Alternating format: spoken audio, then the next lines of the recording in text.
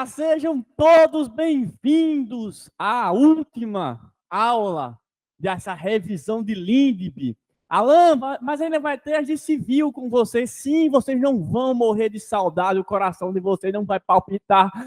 Cadê a Alan da minha vida? Eu estarei presente ainda. Vamos revisar a parte geral de civil juntos, certo? E na aula de hoje vamos começar matando a saudade, né, de mim e também matando a curiosidade sobre a questão que a gente não resolveu na aula passada.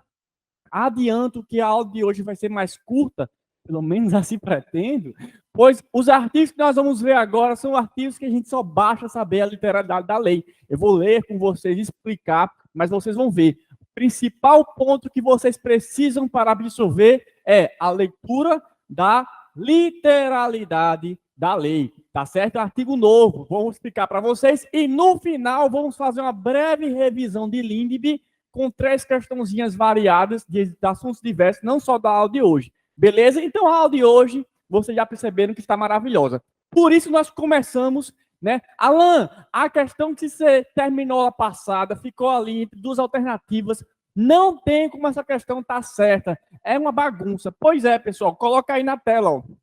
Olha só que maravilha. O gabarito é letra A, né? Aí vocês dizem, mas Alan, não tem esse negócio agora que não é mais requisito essencial, não é mais requisito essencial o trânsito em julgado? Sim, porém observa aí em cima, a questão é de 2017. O que isso quer dizer? Que ela é anterior ao quê? Ela é anterior ao enunciado, que é de 2018.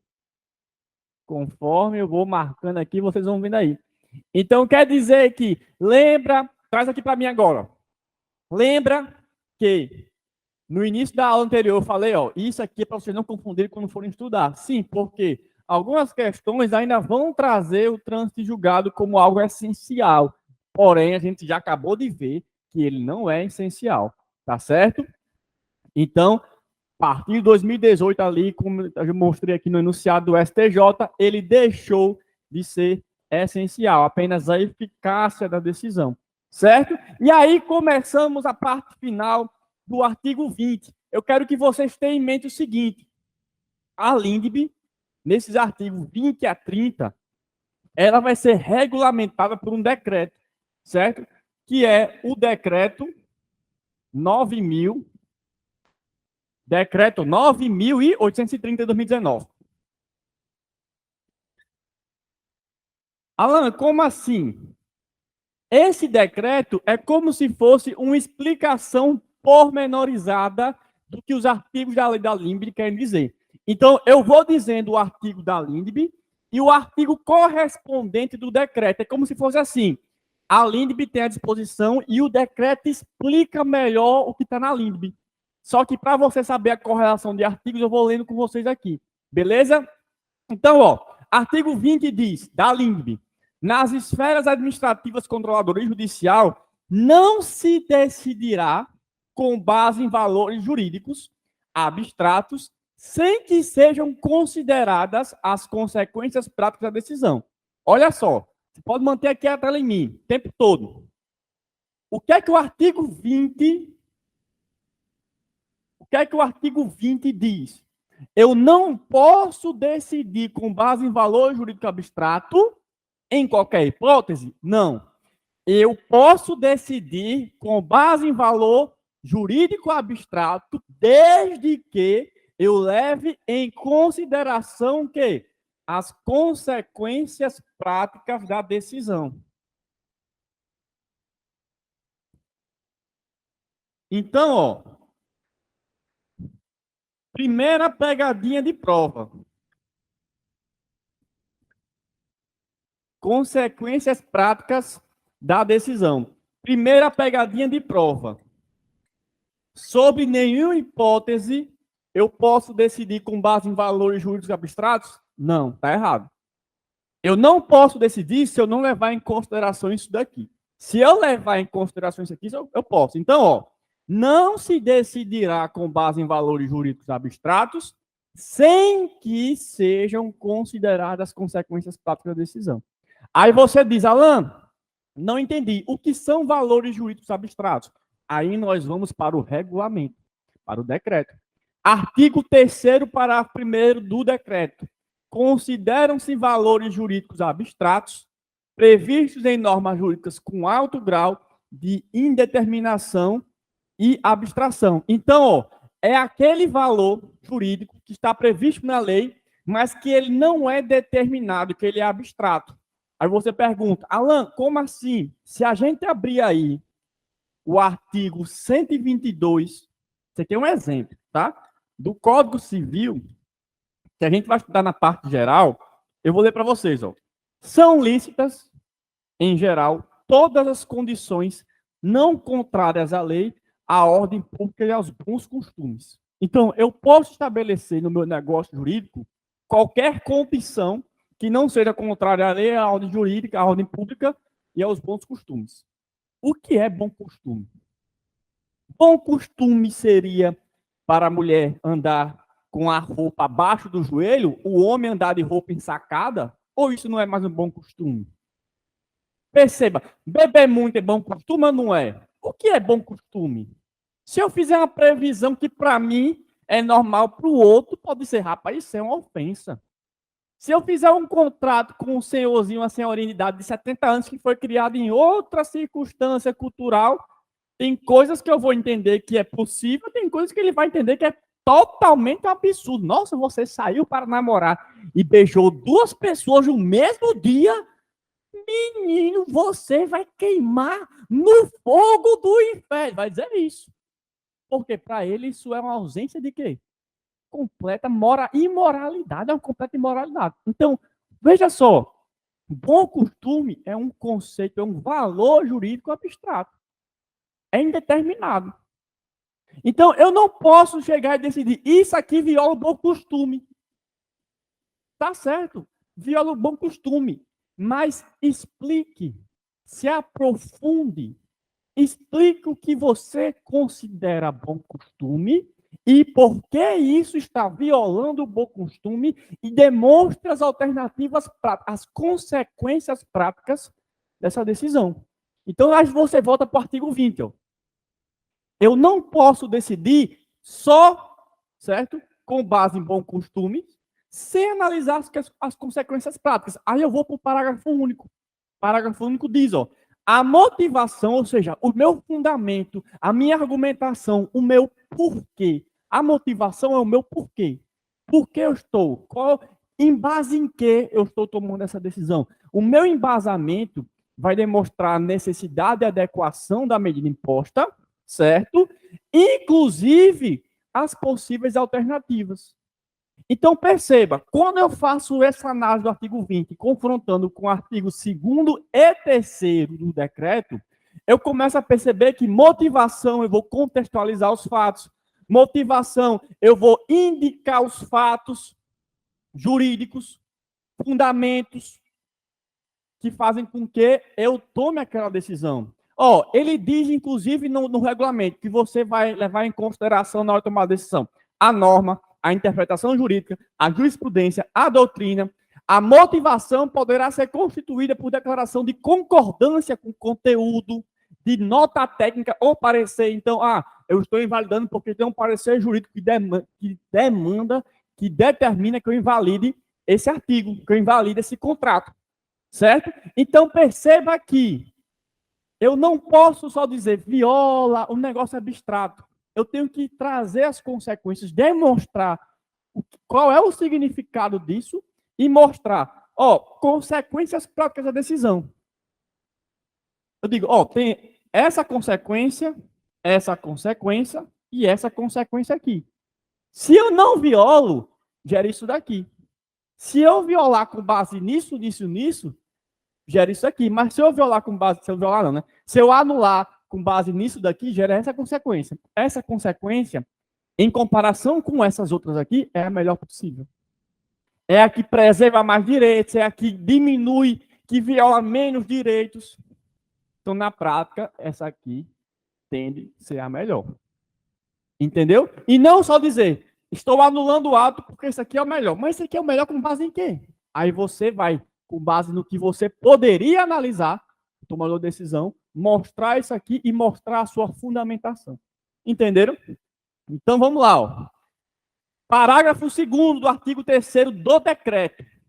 Na indicação das consequências práticas, o decisor apresentará apenas aquelas consequências práticas que no exercício diligente de sua atuação consiga vislumbrar diante dos fatos e fundamentos de mérito.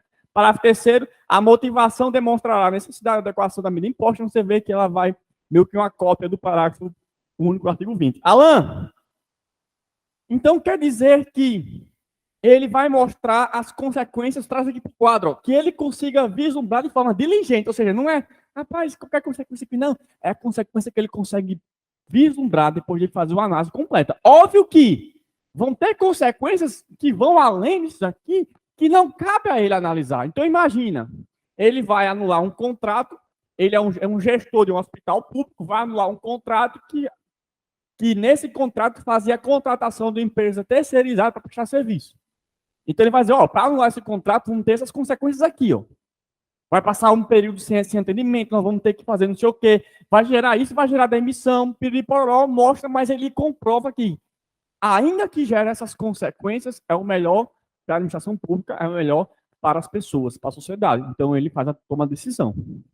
Aí vai dizer, mas o cara que prestava serviço lá, que foi demitido, ó, ele ficou sem salário, aí passou fome, aí ele decidiu cometer um crime para se sustentar, tal. Então, o gestor deveria ter percebido isso? Não.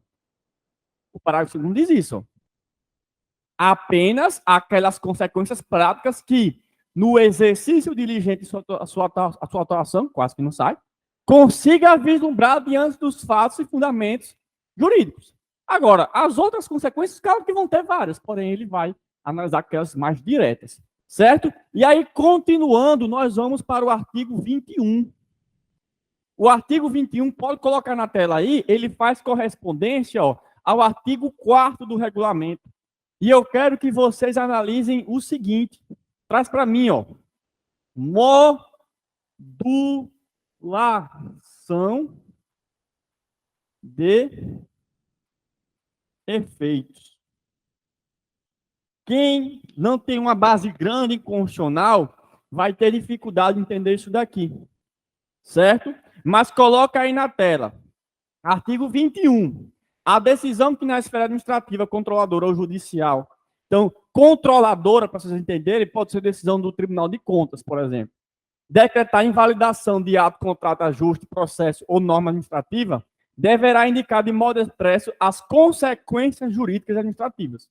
A decisão que se refere ao caput desse artigo deverá, quando for o caso, indicar as condições para que a regularização ocorra de modo proporcional e econômico, sem prejuízo aos interesses gerais, não se podendo impor aos sujeitos atingidos ônus ou perdas que, em função das peculiaridades do caso, sejam anormais em excessivos, sejam anormais ou excessivos. Olha só, o que é modulação dos efeitos? É o que o artigo 4º do decreto vai trazer para você. Modulação dos efeitos é algo muito presente onde? No STF, quando ele decreta inconstitucional uma lei.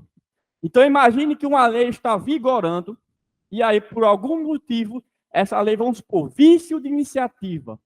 Essa lei, desde a sua concepção, ela é inconstitucional. Então, ela passou 5, 6 anos produzindo efeitos, mas, eita, ela é inconstitucional. Tudo que aconteceu nesses 5, 6 anos com base nessa lei vai ser anulado, porque ela é inconstitucional desde o início. Qual é o problema? Várias situações e relações jurídicas foram criadas a partir dessa lei. Eu vou desfazer tudo? Não. Eu vou modular o efeito. Eu vou dizer que ela é inconstitucional desde a sua criação, porém, os efeitos dessa inconstitucionalidade se iniciam a partir do momento da sua decretação, ou se iniciam daqui para frente, ou se iniciam a partir de tal ano. Ele escolhe o melhor efeito. Ele o quê? Modula. Ele vai analisar as consequências práticas dessa anulação dessa lei, dessa decretação de inconstitucionalidade, e vai ver onde é o melhor momento de essa lei ser apagada para preservar melhor os interesses da sociedade e causar menos danos. Isso pode ser aplicado aqui. Se vocês analisarem aí o artigo 4º, coloca aí na tela, ele vai dizer, ó, parágrafo 3º, quando cabível, a decisão a que se refere o caput indicará na modulação de seus efeitos, as condições para que a regularização ocorra de forma proporcional e econômica, sem prejuízo aos interesses gerais. Na declaração de invalidação disso daí, o decisor poderá considerar as consequências jurídicas e administrativas da decisão para a administração pública e para o administrado. Restringir os efeitos da declaração. Então, essa declaração vai ser de invalidação só desse trecho aqui, por exemplo. Decidir que sua eficácia se iniciará no momento posteriormente definido, certo? Então, ele vai, modulando os efeitos. Parágrafo 5º, a modulação dos efeitos da decisão buscará a mitigação dos ônus ou das perdas dos administrados ou da administração pública para que sejam anormais, anormais ou excessivos em função das peculiaridades do caso, certo? E aí nós vamos para o artigo 22. O artigo 22, basicamente, ele vai falar do princípio da primazia da realidade, certo? Primazia da realidade. Eu vou colocar aí na tela para vocês, eu quero que vocês levem em consideração principalmente o caput. Na interpretação de normas sobre gestão pública, serão considerados os obstáculos e dificuldades do gestor, reais do gestor e as exigências das políticas públicas a seu cargo, sem prejuízo dos direitos dos administrados. Então, eu não posso prejudicar os administrados. Traz aqui para mim. Alan, eu sou curioso. Eu vi que lá embaixo, no seu slide, tinha caso prático. Tem uma decisão já, que, salvo engano, chegou no STJ, certo? Eu acho que é do Tribunal de Justiça de São Paulo, chegou no STJ, que é basicamente, vou trazer um caso exemplificativo para vocês verem como esse princípio pode acontecer, né? Como ele pode ser utilizado na prática. O Ministério Público, veja, eu estou falando de gestão pública, de gestão de políticas públicas. Então, o que acontece? Perceba aqui comigo. Nós temos, vou nem apagar isso aqui, vou só escrever aqui em cima. Nós temos os 3 poderes: poder judiciário, legislativo e executivo, que juntos trabalham em função do poder maior, o poder do povo. O povo é o poder que empresta forças para isso aqui. A Constituição fala, todo poder emana de quem? Do povo. O poder executivo tem a função principal de quê? Executar o quê? Políticas públicas. E aí qual foi um problema? Quando o executivo não consegue executar omissão, ou quando ele executa mal, gera o quê? Violação de direito. E toda ameaça de lesão ou lesão a direito, você pode questionar onde? Et judiciarium, né? Que do grego significa no judiciário. Então, as pessoas entram com ações questionando. Eu quero ter acesso à educação. Meu filho não tem creche para meu filho. Eu quero ter acesso à saúde. Não tem canto para me internar. E aí, o Poder Judiciário diz, ei, executivo, se vire. Matricula esse menino. Ou então, interna essa pessoa. E aí o executivo vai se virando ali para encaixar aquele menino naquela escola, encaixar a pessoa no hospital. Porém, em alguns casos, o executivo não consegue. Aí você tem que analisar o que? A primazia da realidade. Ele não conseguiu, porque de fato ele falhou, ou ele não conseguiu porque, artigo 22, os obstáculos e as dificuldades reais do gestor o impediram. Então, de fato, não tem dinheiro, não tem condições, não tem nada. O cara está fazendo de tudo. Então, ele não pode ser responsabilizado pela má prestação do serviço público se, na realidade, ele não tem condições de cumprir isso daqui. Então, nós vamos analisar, enquanto Poder Judiciário, se o Executivo está falhando por falha própria, tem condições, mas não faz por má atividade, má prestação do serviço público, ou se ele presta esse serviço de forma equivocada, mas é porque não tem condições, porque ele não conseguiu. No caso prático, por exemplo, salvo engano, houve a obrigação do judiciário de que o Ministério Público construísse, o poder público do caso construísse ou reformasse o colégio em tantos dias. Né? 60 dias, 90 dias para você reformar o colégio. Aí o poder público disse, amigo, eu não tenho condições, porque se eu vou começar uma licitação, só a licitação dura mais que isso. E aí foi mostrado que, na realidade, além de faltar dinheiro, toda a burocracia pública impedia que ele conseguisse cumprir aquele prazo. Então, com base na realidade, ele não está cumprindo o prazo, não é por desleixo, é porque ele tem obstáculos.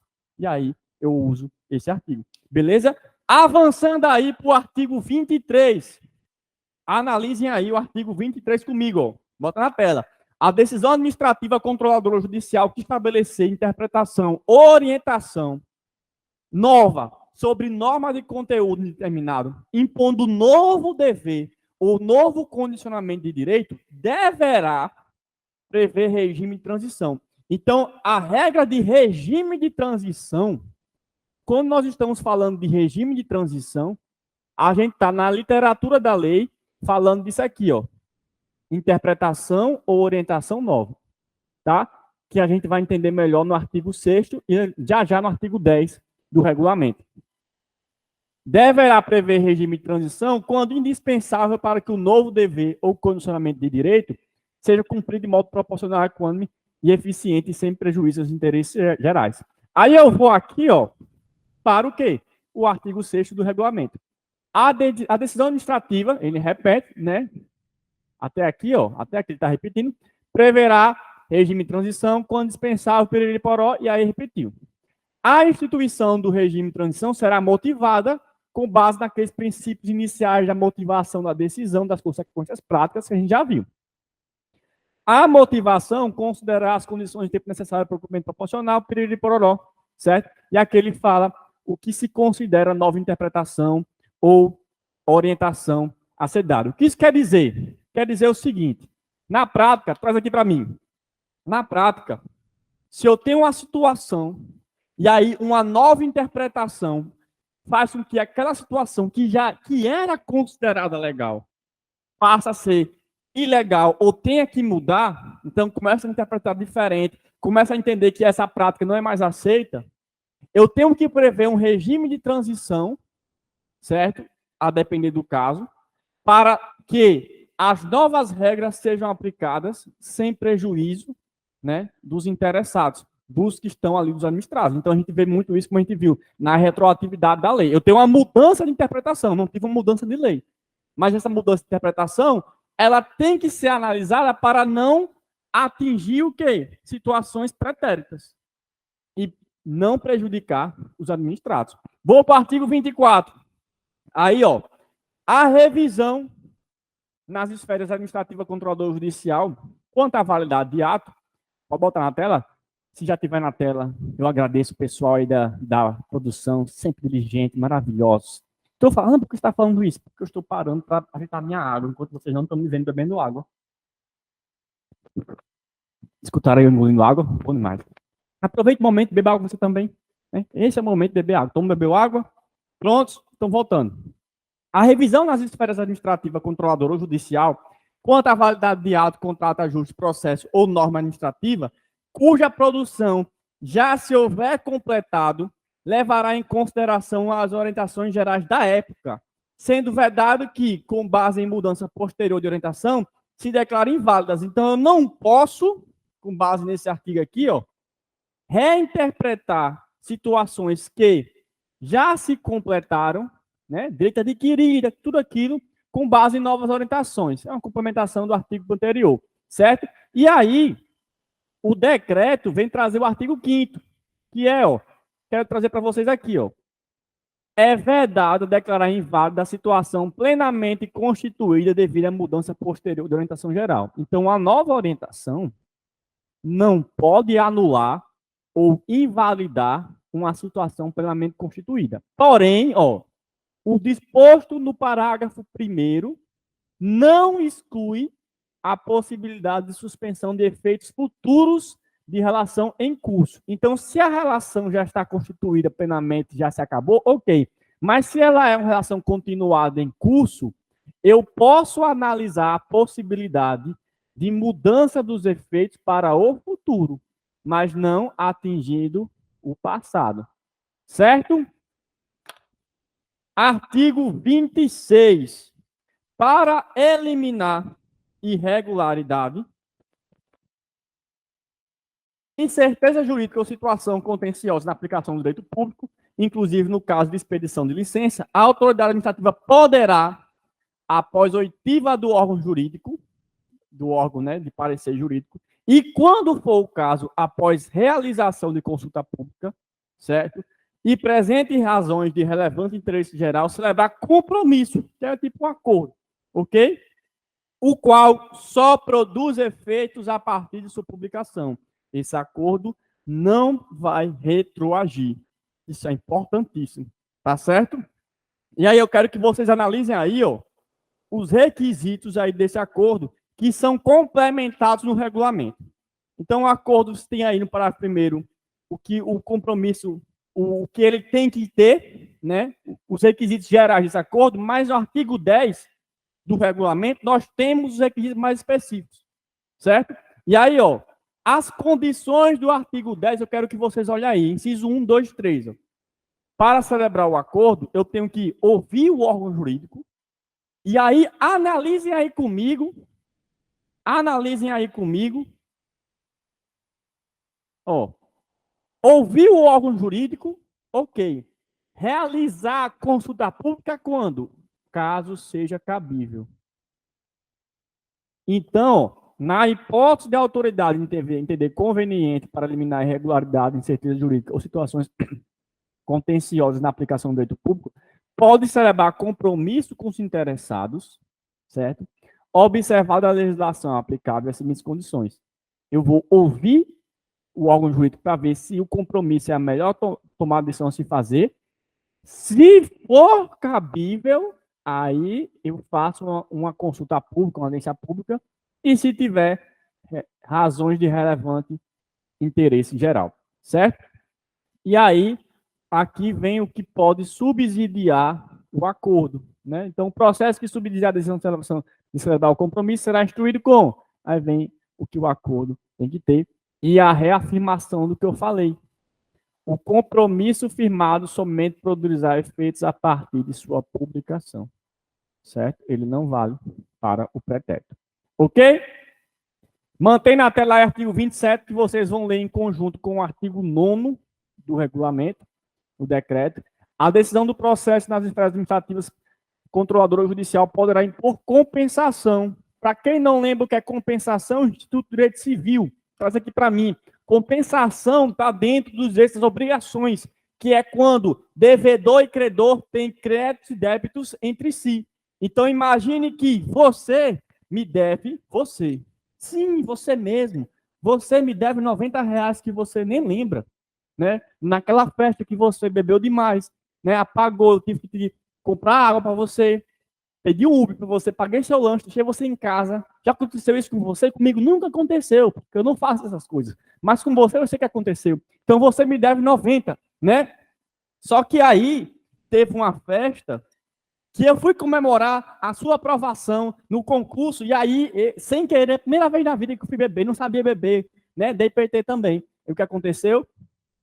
Eu devi você 70, porque eu sou econômico. Eu sou econômico.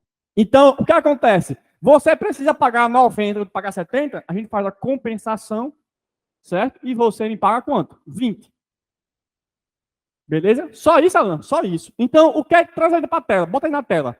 O que é que o artigo 27 fala? Que, ó, se você, administrado, recebeu benefício indevido ou sofreu um prejuízo anormal, então você recebeu um benefício que não era para receber, você recebeu dinheiro que não era para receber.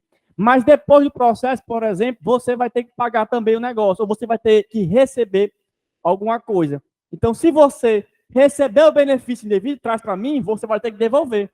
Mas vamos supor que você ganhou o processo. Então, você tem dinheiro para receber. O que eu posso fazer? A compensação. Certo? No lugar de você receber o que é que você tem e eu em outro processo, em outra instância e cobrar, a gente já pode fazer a compensação, certo? E o artigo 9º, ele fala, ó, primeiramente, leia um parágrafo primeiro e segundo, que aqui determina, ó, a compensação será motivada, ouvidas previamente as partes, certo?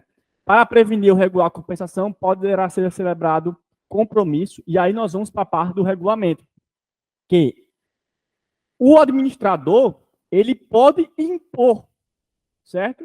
Por meio de decisão no processo, a compensação por benefícios ou prejuízos anormais ou injustos resultantes do processo das condutas envolvidas, com a finalidade de evitar procedimento contencioso, de evitar que você busque o ressarcimento onde?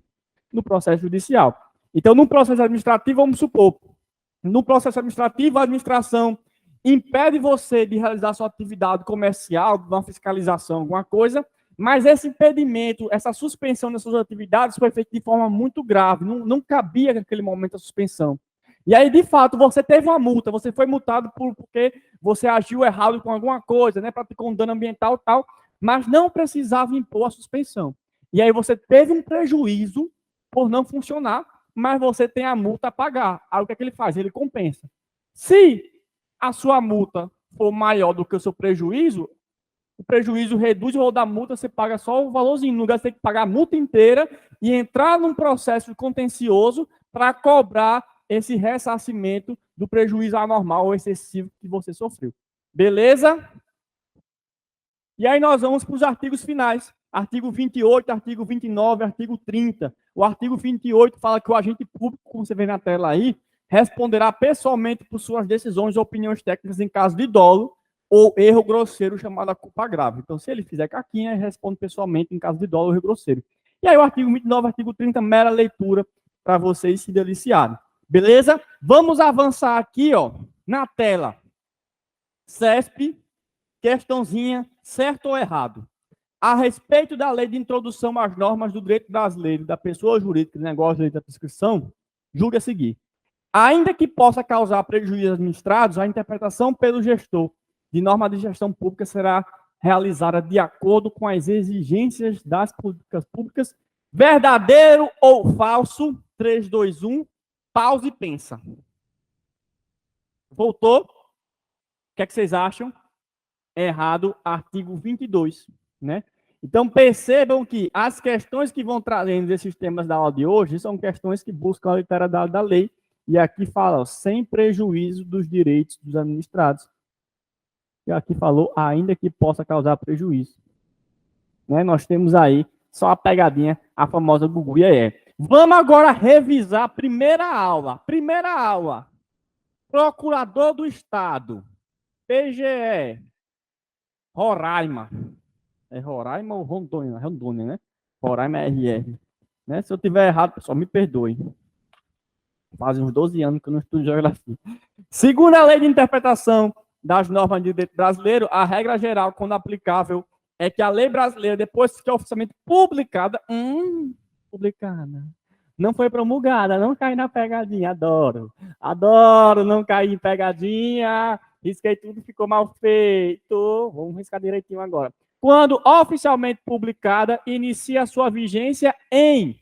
E aí, claro que vocês marcaram quem? Letra B, né? Claro que vocês lembram e marcaram a letra B. Parabéns a todos vocês que marcaram a letra B, né? Muito bem, são aquela regra dos 3 meses que todo mundo cai, né? Traz aqui para mim. Vocês marcaram a letra B com toda certeza, né? Vocês não vão causar essa vergonha para mim, que foi a primeira aula, a gente falou isso várias vezes. Olha só, tá puto comigo, né? Tá falando que bexiga é essa? Tá ficando doido, meu irmão? Tá malucando? Tá malucando? Tá falando isso em mim, né? Por quê? Por que não é letra B? Eu queria ver se você tinha certeza. Lembre-se, na hora da prova, vai ter um anjinho aqui, ó, e vai ter o demônio. Demônio. O coisa ruim. O capiroto. O anjinho vai dizer, Marcos, você sabe. O capiroto vai dizer, será que é essa? Será que não é outra? Muda o gabarito. Mudar o gabarito sempre é bom. 99% das pessoas que mudaram o gabarito passaram em concurso público. Ele vai dizer isso para você. Né? Você não vai cair. Por quê? Porque você tem São Bento. Lembra de São Bento? Faz a oração. Você sabe que não é letra B. Reaja. Reaja, você sabe que não é a letra B. Qual é o gabarito dessa questão? Me diga aí, fale bem alto. É a letra? Eu não ouvi. Eu só passo quando você fala. Alan, eu vou passar vergonha olhando pro computador de fone de ouvido. Então fale baixinho. Fala baixinho que ninguém pode saber que a gente está aqui. Aqui, aqui. Vai, fala, letra? Exatamente, letra A, 45 dias no país e 3 meses nos estrangeiros, artigo 1º da LINDB. E aí, para encerrar com chave de ouro, questão também do procurador do Estado, que eu não vou repetir, porque eu não tenho certeza do que RO significa, mas né, eu estou com o sentimento que é Rondônia. Pessoal do Norte, me desculpa, Norte, Nordeste me veste, né? Tem que respeitar a nossa região. Para mim, Norte e Nordeste é um só, com suas peculiaridades, né? Norte e Nordeste. Mas vamos lá. Com base na lei 13.655, que inclui na LINDB, né, a lei que modificou a LINDB, que incluiu os artigos 20 a 30 na LINDB, disposições acerca da segurança jurídica e eficácia, eficiência na criação e aplicação do direito público, assinar a assinatura correta. Pense aí, letra A, B ou C. Vamos na menorzinha, letra B. Cadê minha canetinha especial? Letra B. Não mais se admite nas esferas administrativas, controladora judicial, decisões baseadas em valores jurídicos abstratos. Se admite desde que analise as consequências práticas, né? Então, isso aqui a gente vai tirar. Tchau, não quero você, vai embora. Né? Letra A, para eliminar irregularidade e incerteza jurídica, outra situação competenciosa na aplicação do direito público, a autoridade administrativa poderá, após a oitiva do órgão jurídico, desde que presentes as razões de relevante interesse geral, celebrar compromisso com os interessados, que poderá envolver transação, compromisso. Está falando de compromisso. Poderá envolver transação contra sanções e créditos relativos ao passado. Teu passado te condena, né? Compromisso vale da publicação, ele não volta, né? Na aplicação de sanções serão consideradas a natureza e a gravidade da infração cometida, os danos provenientes para a administração pública, circunstâncias, comportamento da vítima, culpabilidade. Isso aqui é o artigo 59 do Código Penal. É o artigo 59 do Código Penal, né? Então, não é a da LINDB. A gente não falou disso diretamente, mas vocês vão ver aí que muitos desses requisitos não estão. A LINDB não cobra todos esses requisitos aí, tá certo? Letra B é a correta, ok? Olha só. Leiam aqui, ó, parágrafo 2º do artigo 22 para tirar essa dúvida aqui. Isso aqui não vem culpabilidade, não. Conduta social. Personalidade do agente. Certo? Pois é, pessoal. Tirando isso, espero que vocês tenham gostado da aula de hoje. Estou assim, meu pausado, porque estou choroso que acabou. Mas todo fim tem um recomeço, né? Por que um recomeço? Porque nós iremos iniciar agora o direito civil. A parte geral, não teremos questões para já começar na outra aula. Será um novo mundo, novos aprendizados, aulas de revisão, né, de todos os temas da parte geral, para você estar preparado para qualquer prova. Um forte abraço. Fiquem com Deus. Não escutem o lado mal da força, escutem o lado bom da força. Estudem e até mais. Valeu, meu povo!